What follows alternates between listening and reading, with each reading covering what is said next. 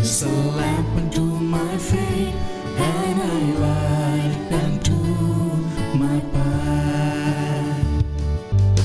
Thy word is a lamp unto my feet, and a light unto my path.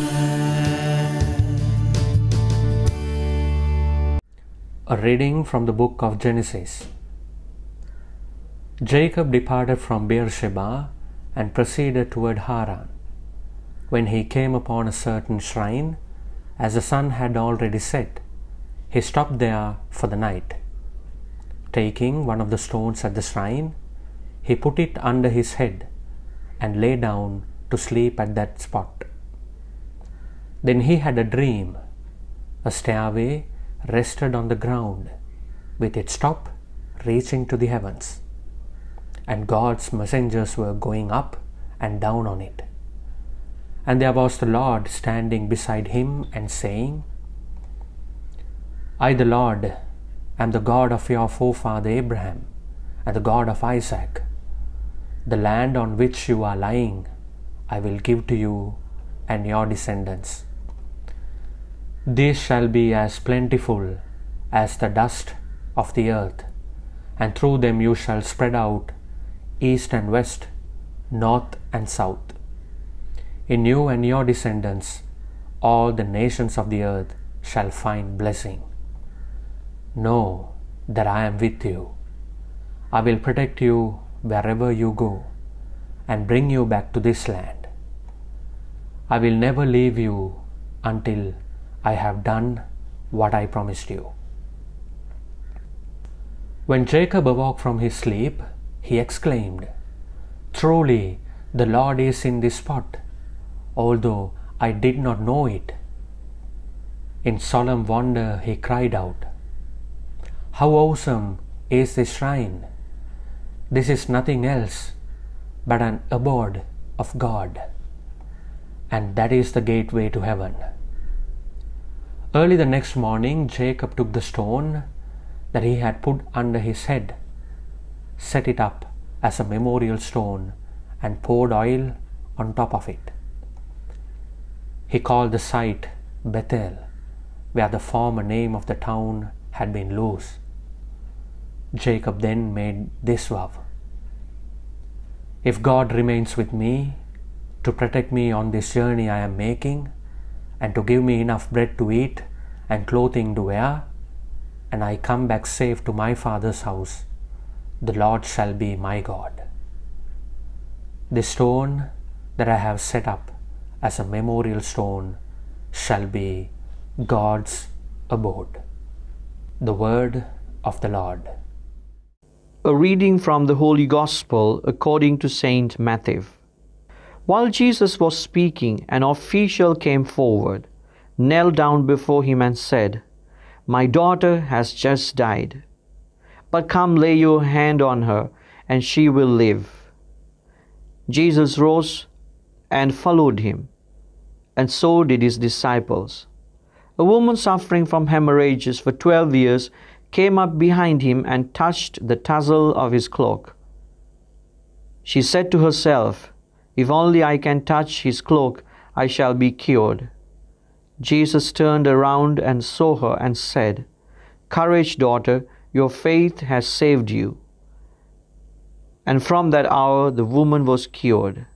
When Jesus arrived at the official's house and saw the flute players and the crowd who were making a commotion, he said, Go away, the girl is not dead but sleeping. And they ridiculed him. When the crowd was put out, he came and took her by the hand, and the little girl arose, and news of this spread throughout all the land. The Gospel of the Lord. My dear friends, healing power of Jesus is tremendous.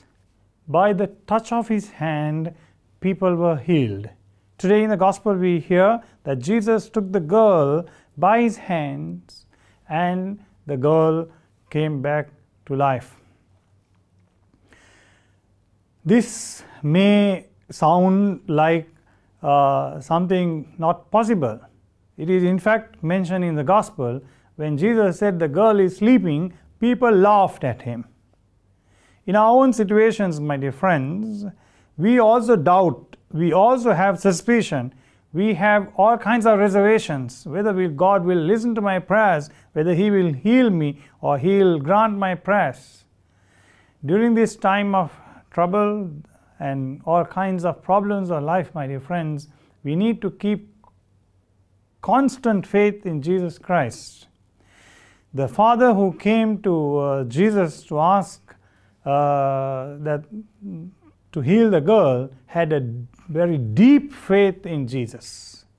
My dear friends, we are all in a situation, even though we are not sick in the point of death, our lives are so uncertain that at times we can't even imagine how these things can trouble us. But my dear friends, even in the midst of those uncertainties, we still are at times comfortable in our own ways. We don't change our ways. We don't rely on the power of God. But my dear friends, we need to have that simplicity of that father in the Gospel to reach out to Jesus and ask for His healing. And also, my dear friends, we are called upon to have a believing attitude in Jesus. Unlike the people in the Gospel who laughed at Him, we need to be admiring Jesus for His power. At times, my dear friends, because of our earthly setup, we get accustomed to our ways of doing things, and sometimes we are overconfident and rely on our own powers, our own wealth, our own strength. But globally, this pandemic has taught us that no one can be dependent on himself. Rather, we need the assistance of so many people. And my dear friends, even if human efforts fail, we need to rely on the power of God, who can take us by our hand and lift us up and give us life.